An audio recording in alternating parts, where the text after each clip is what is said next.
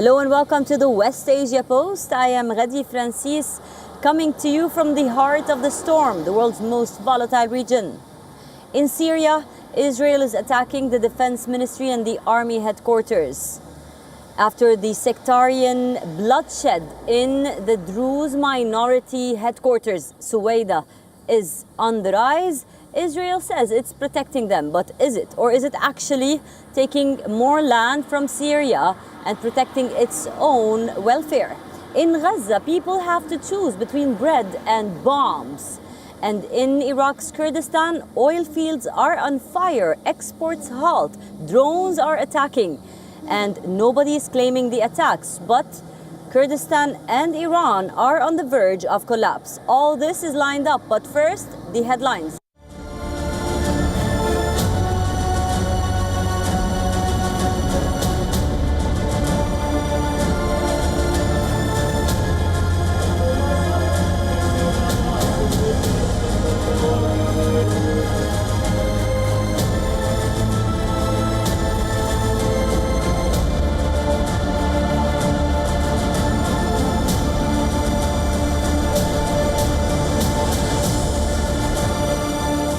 So Israel is now thinking about protecting its borders and seizing more land in the Golan Heights by attacking the Syrian Defense Ministry, the Syrian Army headquarters, and Syrian Army targets in Suwaida and in Golan. We tell you the story. سيواصل مهاجمة قوات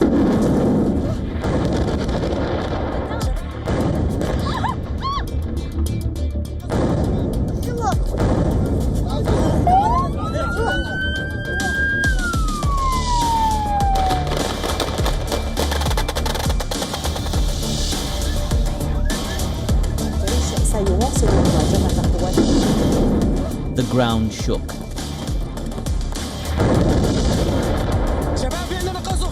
The sky split open. Israel's aerial assault tore through Damascus.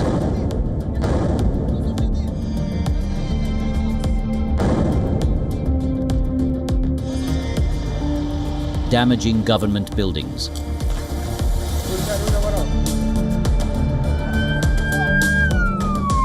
The strikes weren't just tactical, they were a message to a fragmented Syria and to its regime.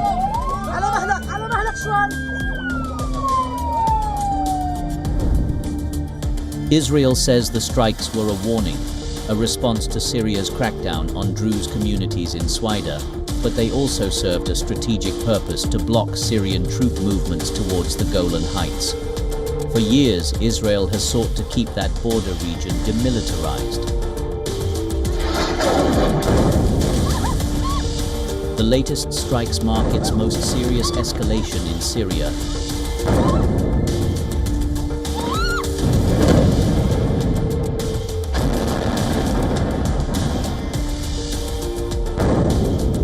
Since December 2024, when it targeted hundreds of military sites nationwide and seized part of the UN buffer zone.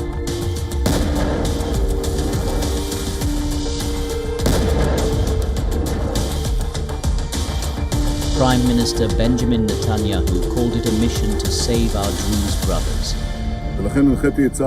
We have set forth a clear policy, demilitarization of the region south of Damascus, from the Golan Heights and to the Druze mountain area. That's number one. Number two is protecting the brothers of our brothers, the Druze in the Druze mountain.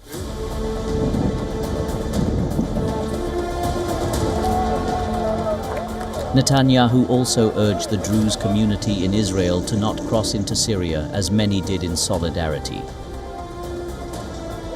The Druze are an Arabic-speaking religious minority. They number around 1 million globally. Half live in Syria, mostly in the southern province of Suwaida. Their faith emerged as an offshoot of Shia Islam, and they've long fought to preserve autonomy. What's happening here today, we're seeing a large gathering of Druze from all over the country, from the Carmel, the Galilee, and also the Golan, who came to show support and express what you might call their opinion, and solidarity with our Druze brothers on the other side.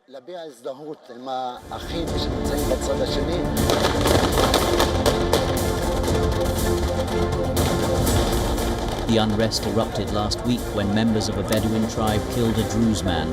Fighting spread fast. The Syrian army moved in to quell the unrest, but Druze militias accused them of taking sides, and their response was fierce.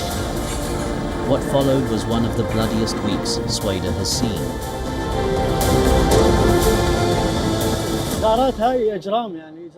These airstrikes are acts of aggression against the people meant to intimidate and terrorize. We thank God we've been free for a while now from warplanes, oppression, and all those things. Over 500 people have been killed in just a few days. According to human rights groups, many of them are Druze civilians.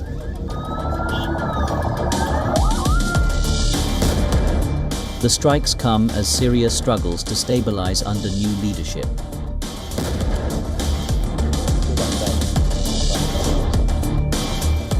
Ahmed al-Shara ousted Bashar al-Assad in December, but his grip on power remains weak. Reports say rebel factions that helped his rise are now in contact with Israel, in talks reportedly facilitated by the United States. A ceasefire has now been declared. Syria's interior ministry says troops will withdraw from Sweden. But the Druze don't trust the promises, and many fear the peace won't last.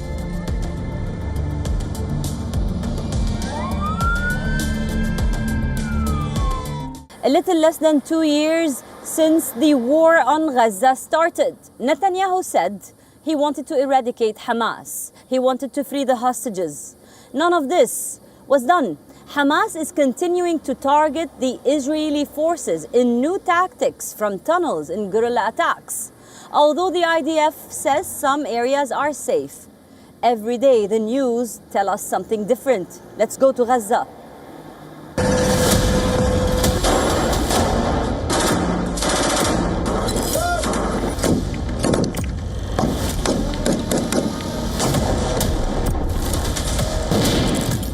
The battlefield in Gaza has changed, and it's bloodier than ever. Once confronted head-on, Hamas militants are now vanishing into debris, striking from shadows and bleeding Israeli forces through attrition and ambush. Hamas militants, once entrenched as organized battalions, have transformed into a shadowy swarm, mobile, unpredictable, and lethal.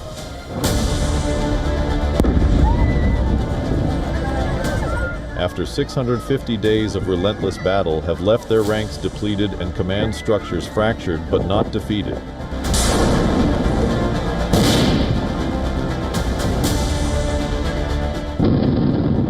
Israel has long claimed that Hamas is a depleting force and has lost its strength and is a vanquished force.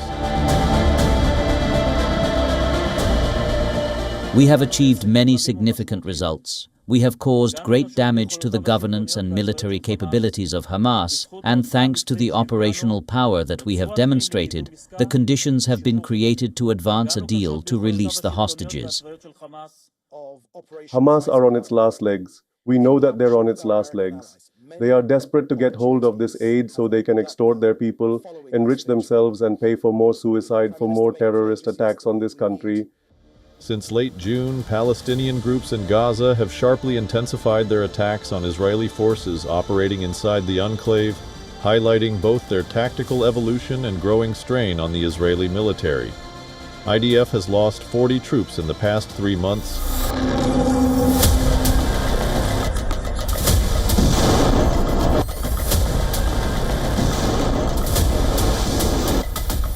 Other reports indicate a growing psychological toll on Israeli troops, with at least 3 Israeli soldiers reportedly dying by suicide within the last 10 days.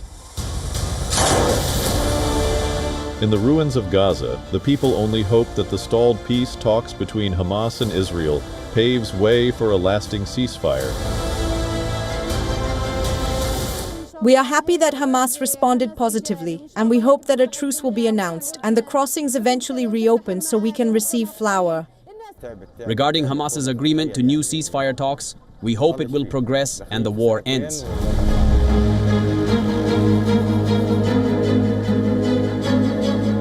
The same same sentiments echoes in Israel as well. Israelis too want the end of war. Outside the home of Israeli military chief, 4 mothers take turn every morning and night to remind him he is responsible for their sons' lives.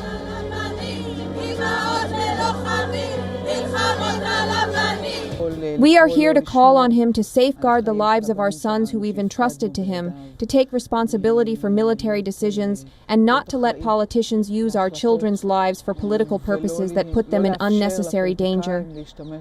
Our children aren't encountering terrorists. They're encountering bombs, snipers, or operational mistakes. So where are they sending them? Just to be targets in a shooting range?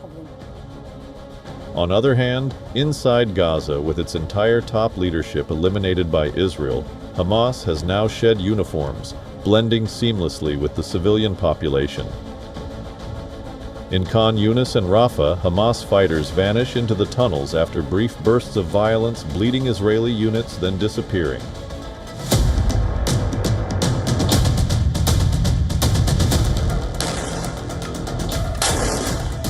This evolution into a guerrilla warfare presents Israel with a brutal dilemma.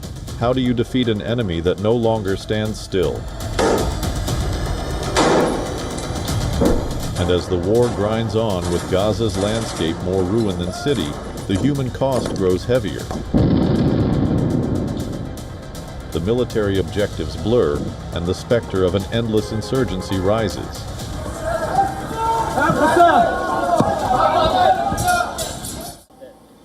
There is nothing to describe the situation in Gaza.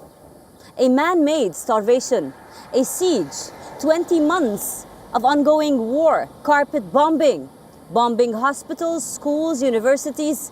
The UN, everybody around the world has been saying for this to stop. But on the ground in Gaza right now, people are being starved to death.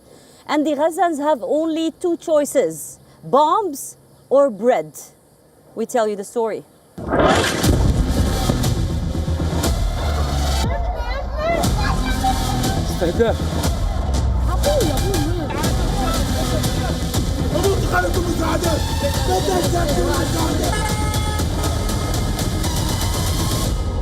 Life in Gaza has become a grim wager of survival. With every step towards an aid site, Palestinians face the possibility of death just to secure a small portion of water or bread.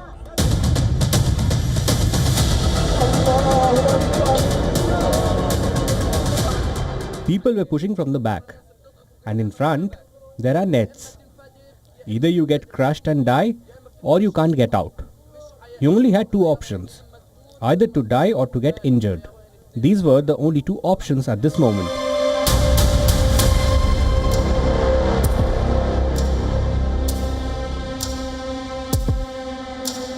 At dawn, desperate crowds surged towards soup kitchens and food distribution points, hoping to find some food for their starving families.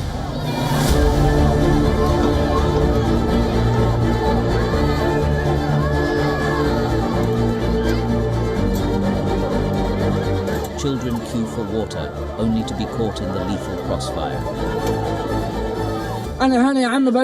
I come here from the very early morning. I come here from afar to get a soup kitchen meal. I don't want to eat, but let the small children eat. We have children. What is the fault of children aged 5 or 6 months?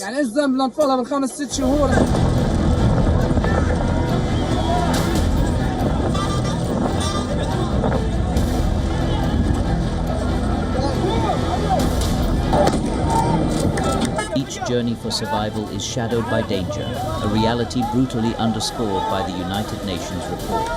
At least 875 people have died near aid sites in just 6 weeks, many killed by gunfire or in panic-fueled crushes.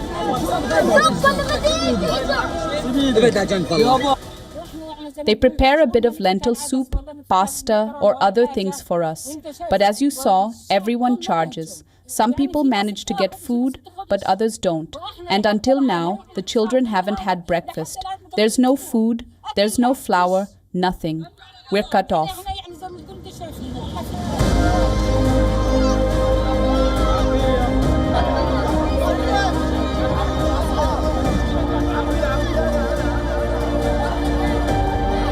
A close look at the faces tell the tale of hunger and desperation.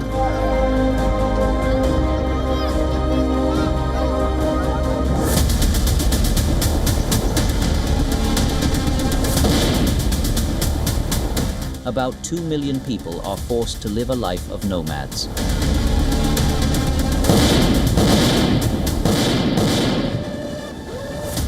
Yet, the bombs do not stop for hunger. Israeli airstrikes and artillery have devastated schools in Jabalia and Al-Shifa refugee camp.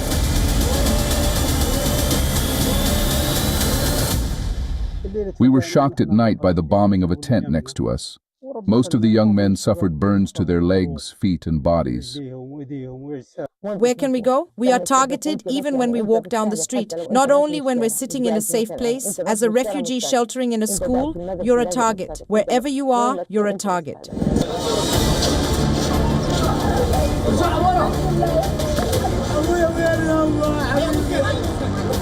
Hospitals reel under new waves of casualties, and cemeteries, now unsafe to access, have overflowed.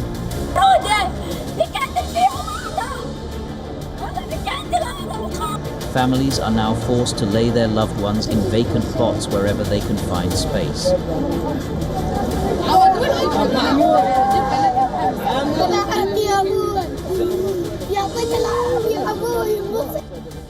All of us in Gaza are targeted, whether civilians or military or whoever. Naturally, families are in the house sleeping, staying safe, only to find houses and tents coming down on them. This is not justified for anyone, whether it's the occupation saying we are terrorists or others. We are targeted. This is a brutal enemy that knows no mercy. There is fresh outrage over a deadly Israeli strike on Gaza's only Catholic church. Israel says it never targets religious sites and regretted any harm to civilians.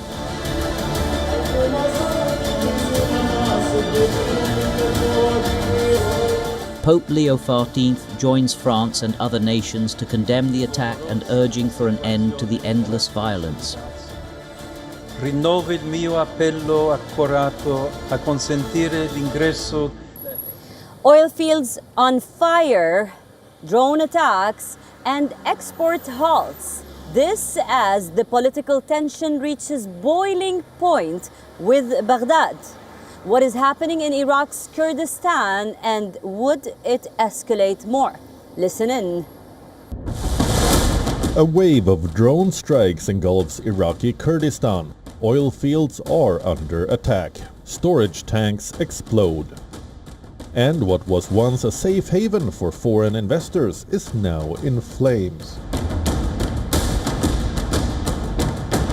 The most recent strikes hit 3 fields. In Duhok province, drones struck an oil field run by the US company Hunt Oil, twice in a single day. In the Sakho district, 2 key sites, the Tauke and Peshkabir fields, were hit. Both are operated by Norwegian energy firm DNO ASA. One drone damaged a storage tank, another took out surface equipment, and operations were immediately suspended. Just days earlier, drones struck the Sarsang field run by US firm HKN Energy, and the production was halted. 2 more hits damaged the Kurmala field, and another drone was shot down near Erbil airport. The US condemned the strikes, calling them unacceptable, and called for Iraq government to take action. No group has claimed responsibility for the attacks. But Kurdish politicians are pointing to pro-Iran groups, though they have provided no evidence. The attacks come as tensions simmer between Iraq's federal government and the Kurdistan regional government over oil exports and revenue sharing.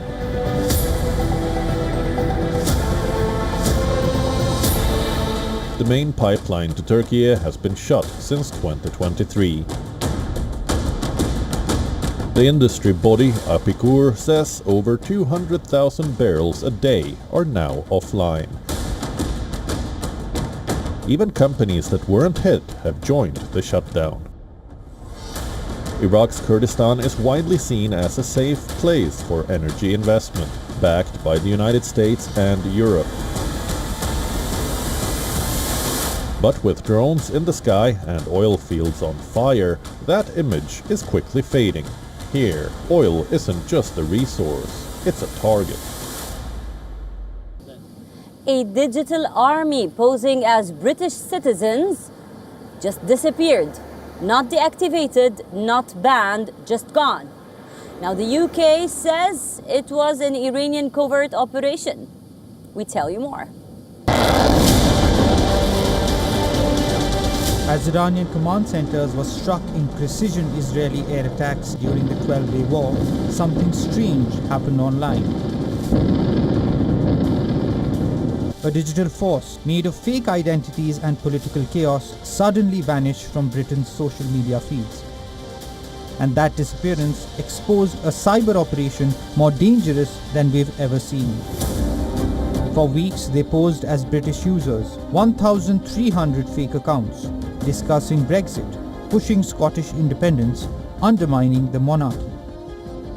But according to a new report by Tel Aviv-based Kyabra, a disinformation analysis firm, they were all run out of Iran. On June 13th, as missiles tore through Iran's infrastructure, those accounts went dark. No tweets, no retweets, no signs of life.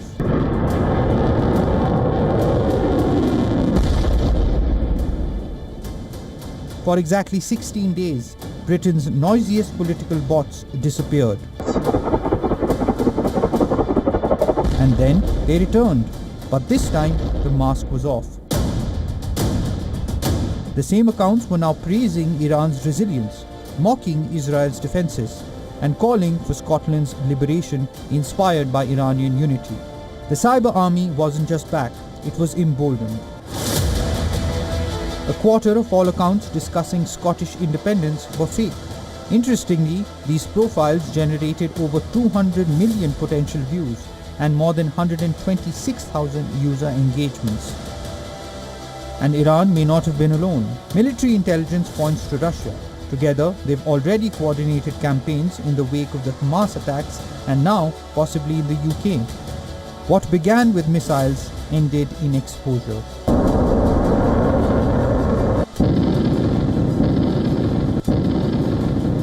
Iran's digital warfare operation was unmasked by a war that interrupted its own systems.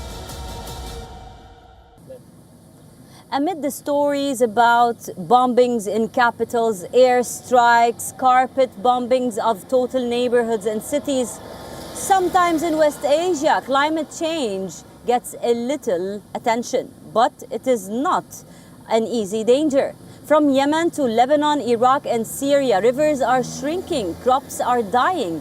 Climate change is a real threat. Listen in. Once a mighty reservoir, Lebanon's Lake Qarun now looks like a shriveled pond. Its shores cracked, its water toxic, and its promise dried up.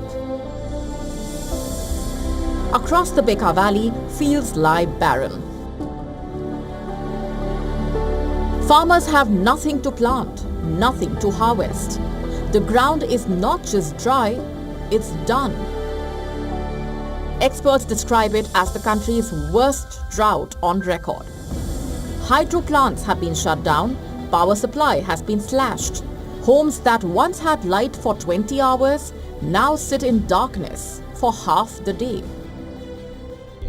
In these current water conditions, they are trying to ration electricity for 3 hours at a time.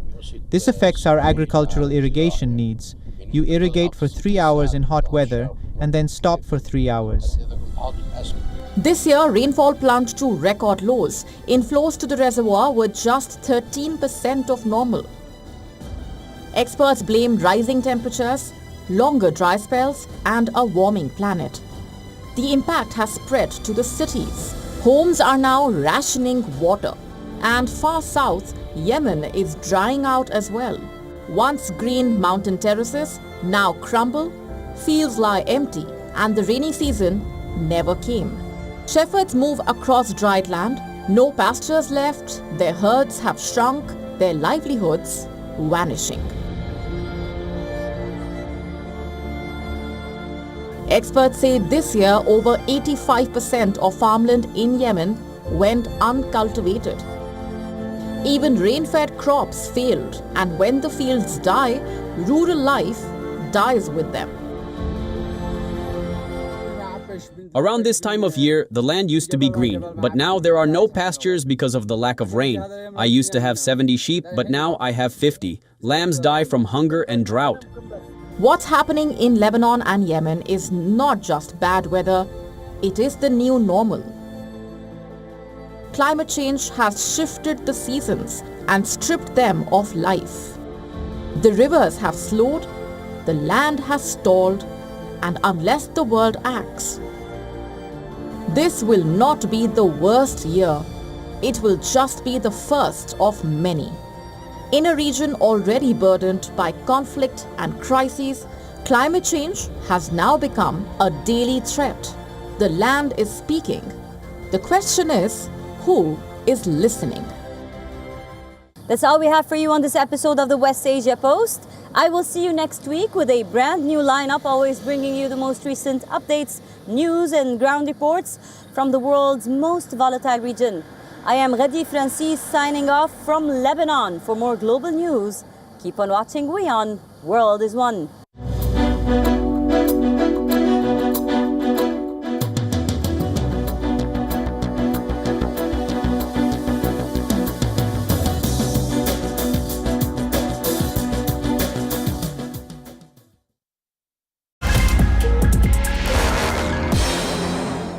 I think it's a fantastic show because you get business leaders to speak about real-time problems that they're facing, how they are thinking about the environment of today, and just kind of get inspired by these stories.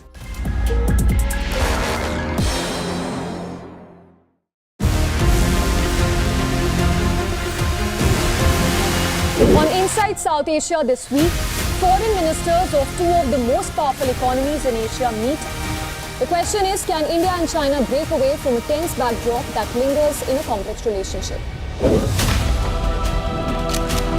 A multi-layered relationship in the run-up to the second anniversary of former Prime Minister Imran Khan being jailed. A fresh wave of political instability has gripped Pakistan, and Afghanistan's taxi drivers find new and unique way to beat the heat.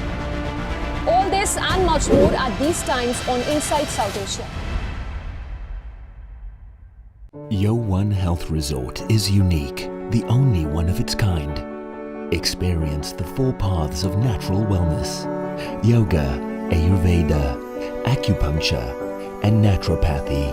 Each uniquely customized program improves the whole person to make every person whole. Come to WION Health Resort. Make your reservation at wion.com.